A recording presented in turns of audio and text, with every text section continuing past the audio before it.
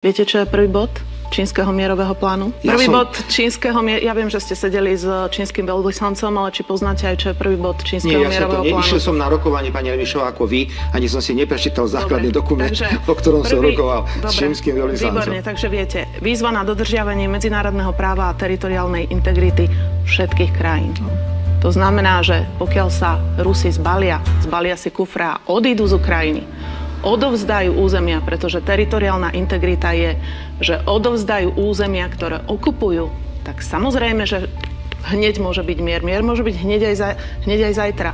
A všetci chceme mier, pán Fico, nehovorte, že tu nikto nechce mier. Všetci chceme mier. Všetci do jedného chceme mier. Ale je otázka, aký mier chceme.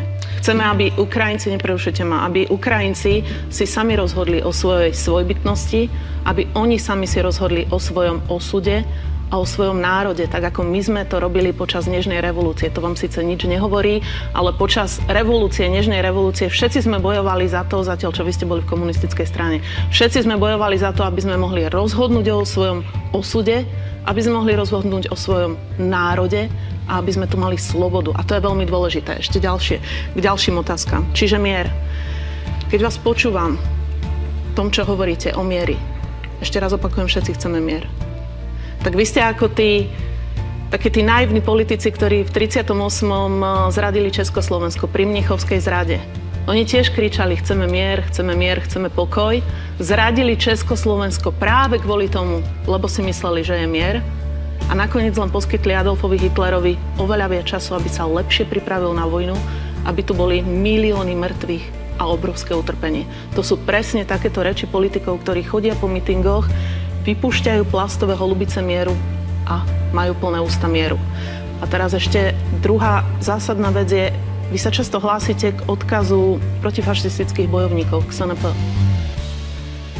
A keby vás teraz počuli tí partizáni, ktorí tam bojovali, tak sa musia v hrobe obracať. Pretože oni tiež boli v slabej pozícii. Bojovali proti obrovskému nepriateľovi. Tu hovoríte o tom, ako je Rusko veľmoc. Aj oni bojovali proti veľmoci. Hovoríte ani náboj na Ukrajinu. No keby im vtedy nikto, spojenci, neboli dali zbrane, ktorými sa mohli brániť, vy by ste ich poslali, aby tam bojovali s holými rukami alebo s vidlami, tak nemajú žiadnu šancu na úspech. Jednoducho, o tom bola tá ich odvaha, že sa dokázali postaviť nepriateľovi. A áno, poskytovali im spojenci zbrane. A posledná vec, ani náboj na Ukrajinu. My väčšinu pomoci, ktorú dávame Ukrajine, tak im ju predávame. Napríklad hufnice Zuzana predávame Ukrajine. Vyrábajú sa na strednom Slovensku, dávajú našim ľuďom prácu. A zbranie, ešte ma nechajte, zbranie je normálny biznisový produkt, keď nepredáme my, predá niekto iný. Viete, kto toto povedal? Ja.